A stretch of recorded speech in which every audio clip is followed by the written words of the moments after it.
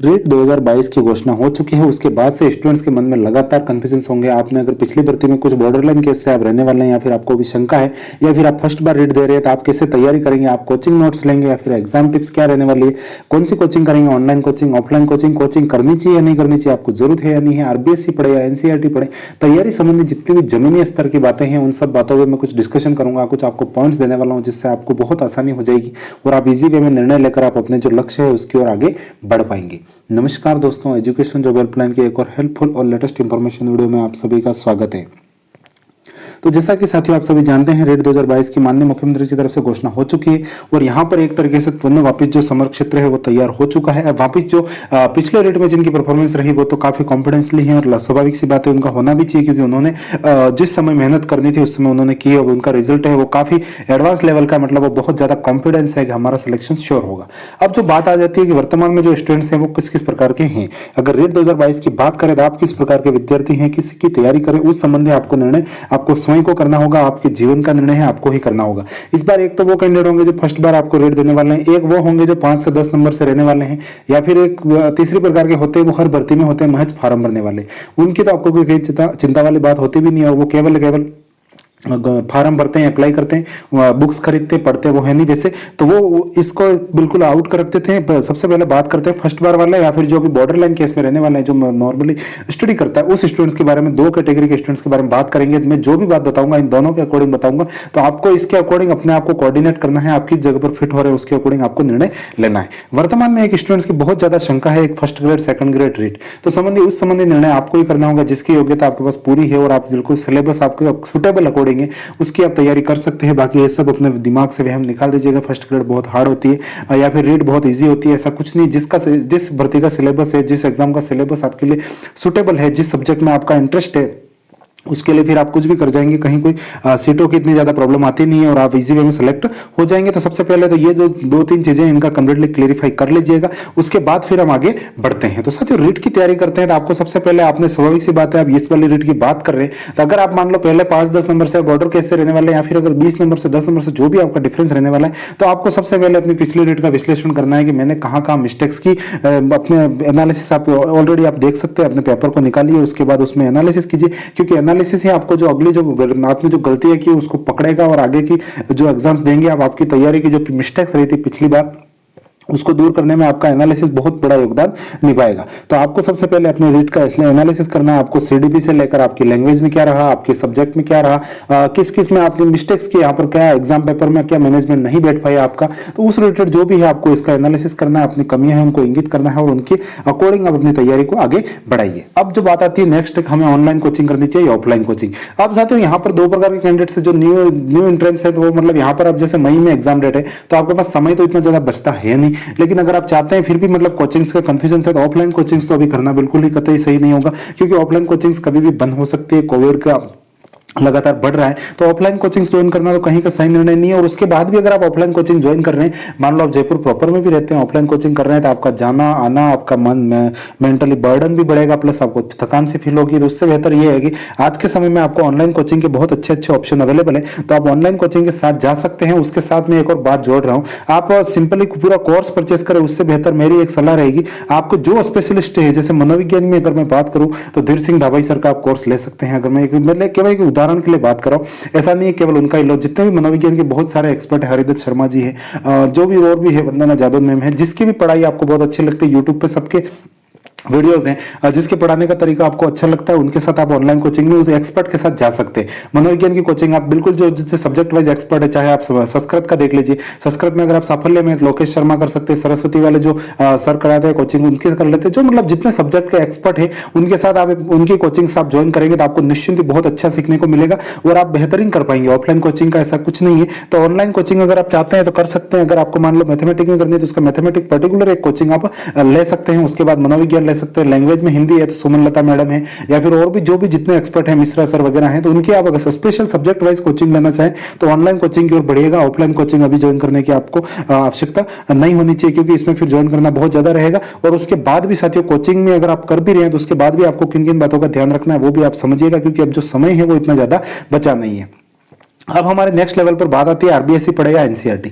ये क्वेश्चन अमूमन हर एग्जाम में हर स्टूडेंट के सामने आता है, क्योंकि जो अभी की जो रेट है उसको अगर मैं देखूं यहाँ पर, तो आरबीएससी की जो बुक्स है, मतलब इवन आप यहाँ पे मान लीजिए तीसरे की बुक से भी क्वेश्चन उठे हैं रेट लेवल 1 में। तो इस बात को आप समझ लीजिएगा, जितने भी आप कंप्लीटली छठी से लेकर 10वीं तक की जो बुक्स हैं आपके सब्जेक्ट अकॉर्डिंग, आपके सिलेबस अकॉर्डिंग, उनको बिल्कुल ही निचोड़ लीजिएगा, क्योंकि आपके क्वेश्चन आप मोटे मोटे गाइड पढ़ते रह जाएंगे, क्वेश्चन वो छोटी छोटी पतली पतली किताबें ले जाएगी। तो ये बात आप ध्यान रख लीजिएगा, बिल्कुल ही मतलब जो मैथमेटिक्स के सवाल थे वो सीधे हुबहू बुक में से उठे हैं। तो आपको आरबीएससी को बिल्कुल ही नकारना नहीं है, एनसीईआरटी से आप बच सकते हैं, क्योंकि फिर आपके पास समय कम, और हालांकि अभी आरबीएससी एनसीईआरटी सेम सिलेबस है, इसलिए आपको इतनी ज्यादा शंका नहीं करनी। आपको केवल और केवल आरबीएससी की बुक्स के साथ लेकर आप आगे अपनी तैयारी है उसमें बढ़ सकते हैं। और मैं सिलेबस की मैं बात करने वाला था, तो जैसे आपके यहाँ पर सिलेबस भी जो भी है बोर्ड की तरफ से जो पिछले रेट का सिलेबस है उसी के अकॉर्डिंग आपको तैयारी करनी है। आपको पता है लेवल 1 में हमारे 5 पार्ट है, अलग अलग सब्जेक्ट है, वो सारी चीजें आप अच्छे से जानते होंगे, और उसके बाद यहाँ पर उस सिलेबस के अकॉर्डिंग आप तैयारी कर सकते हैं। मैं ये सिलेबस अपने टेलीग्राम चैनल पर भी उपलब्ध करवा दूंगा,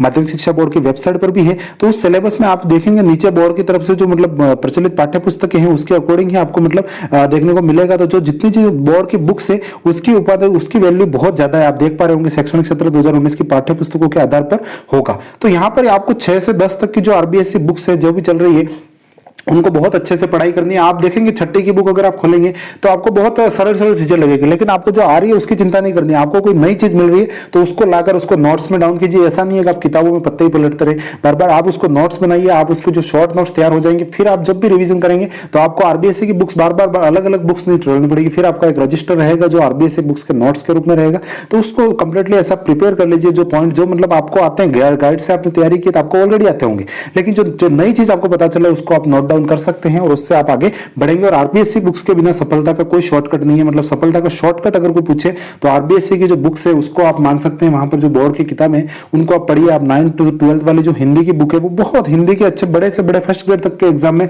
9 से 12 वाली जो बुक हिंदी की बुक्स है उसको पढ़ा जाता है बहुत अच्छे से गहनता से। तो उसकी उपादेयता को समझना है आपको। बोर्ड की जो बुक्स है उनको अच्छे से पढ़ना है, जहां एजेंसी पेपर तैयार सब कुछ वही से होता है, तो वो बहुत ज्यादा बुक का असर रहता है। एक अमूमन स्टूडेंट्स को मैं बहुत देखता हूं कि नोट्स मिल जाएंगे क्या, मतलब उसके 125 आए तो उसके नोट्स लाके पढ़ लेता हूं, उसके 145 आए तो उसके नोट्स लाके पढ़ लेता हूं। ये केवल और केवल एक मिथ्या वाली बातें हैं साथियों। नोट्स जो शॉर्ट नोट्स हैं किसी के लिखे हुए वो आपके लिए कहीं कोई उपयोगी नहीं रहने वाला है, 1% भी उपयोगी नहीं रहेंगे। अगर किसी ने कक्षा में वो नोट्स लिखे हैं तो आप खुद मानते होंगे 50% बातें हैं वो नोट्स में लिखी जाती है पेन से, उसके बाद 50% बातें टीचर जो होता है वो सामने से समझाता है। तो अगर आप 50% बातों को आप केवल सोचते हैं जो रजिस्टर में लिखा हुआ है उससे मैं अपने सब्जेक्ट को क्लियर कर लूंगा, तो ऐसा इम्पॉसिबल है। इस बात को दिमाग से निकाल दीजिए। किसी दूसरे के लिखे हुए नोट्स आपके लिए कुछ भी काम के नहीं है, केवल और केवल समय जाया करने की बात है। तो आपको यह ध्यान रखना है आपके खुद के नोट्स तैयार होने चाहिए। उसके बाद भी आप अगर चाहते हो किसी के अगर अच्छे हैं तो उसको देख सकते हो, बाकी ऐसा नहीं है कि केवल उसी के भरोसे रह जाएगा आप नोट्स ही पढ़ूंगा मैं तो किताब को हाथ ही नहीं लगाऊंगा, तो वहां पर यह बात गलत हो जाएगी। आपको बुक्स पढ़ना है, गाइड में पढ़ना है, समझना है। उसके बाद आपको लग रहा है किसी के नोट्स अच्छे समझ में आ रहे हैं तो उस नोट्स की आप मदद ले सकते हैं, लेकिन नोट्स के पीछे इतना पागल होने की आवश्यकता नहीं है, क्योंकि अकेले नोट से कुछ भी नहीं होने वाला है। तो इस बात को आप समझ रहे होंगे मेरे हिसाब से। किताबें आपको पढ़नी होगी, बिल्कुल मैं यही वही बात बता रहा हूं आपको। किताबें आपको बेस्ट जो भी हैं चूज की आपने उसके अकॉर्डिंग बेस्ट बुक का वीडियो भी मैं बहुत जल्द लेके आने वाला हूं रेट के लिए टॉपिक वाइज। तो आप जरूर कमेंट कीजिएगा ताकि मैं जितने कमेंट्स आए उसके अकॉर्डिंग मैं श्योर वीडियो इसका अच्छे से तैयार करूंगा। तो जो किताबें आप चूज कर रहे हैं उसमें बखूबी अपने आपको मतलब कम किताबें पढ़ना बेहतर है। एक किताब को आप 10 बार पढ़ेंगे तो वो बेहतर होगा, ना कि 10 किताबें अलग अलग आप पढ़ेंगे। तो इस बात को आप ध्यान रखिएगा, क्योंकि अलग अलग किताबें पढ़ने से ना तो रिवीजन हो पाएगा ना कुछ भी नहीं, और कुछ भी आप भूलते जाएंगे। और एग्जाम टाइम में जो मतलब जो स्ट्रेटेजी है वो कहीं ना कहीं आपकी डिस्टर्ब होगी। पढ़ा आपने खूब है लेकिन उसमें मतलब उसका यूज नहीं हो पाएगा। तो इस बात को आपको ध्यान रखना है, बिल्कुल ही सीमित किताबें रखनी है, सिलेबस अकॉर्डिंग जो टॉप मोस्ट किताबें आपको लगती हैं और उन पर बिलीव करके आप आगे बढ़िए। क्योंकि कोई भी कोविड ले लीजिए, कोई भी किताब ले लीजिए, 70 से 80% कंटेंट उसमें से आराम से आ जाता है। तो उस 70 में से भी आप मतलब बेहतरीन ढंग से कर पा रहे हैं तो कोई तकलीफ वाली बात नहीं है। और रेट में लेवल में तो आप इजी वे में कर पाएंगे, ऐसा कुछ भी हार्डनली बर्डनली क्वेश्चंस नहीं आते हैं, इजी वे में क्वेश्चंस है। तो आप जो किताबें चूज कर रहे हैं उनके साथ बिल्कुल ही विश्वास रख के आप आगे बढ़िए। जो जिस भाषा में आपकी पकड़ है, चाहे आप संस्कृत लेना चाहे, अमूमन स्टूडेंट्स लैंग्वेज 1 हिंदी लेते हैं, उसके बाद इंग्लिश संस्कृत या फिर जो भी मतलब रीजन वाइज अलग अलग लैंग्वेज भी ले सकते हैं। तो उस भाषा चयन में भी थोड़ा आपको बिल्कुल ही सावधानी रखनी है। टेस्ट सीरीज वगैरह लगा सकते हैं अगर आप कंफ्यूजन से किस में आपकी बेहतरीन परफॉर्मेंस है, उनका सिलेबस देखिए, उस एनालिसिस करके फिर आप भाषा 1 और भाषा 2 को चयन कीजिए। इस बात को ध्यान आपको कंप्लीटली ध्यान से करना है। लैंग्वेज लेवल 2 वाले जो स्टूडेंट्स है, जिस भी भाषा का, अगर मान लो अंग्रेजी के टीचर बनना चाहते हैं तो आपको भाषा 1 या भाषा 2 में आपको इंग्लिश रखनी होगी, तो वो चूज करना ही होगा आपको। फिर ऐसा नहीं होगा कि आप इंग्लिश से टीचर बनना चाह रहे हैं और भाषा 1 हिंदी और भाषा 2 संस्कृत रख दें,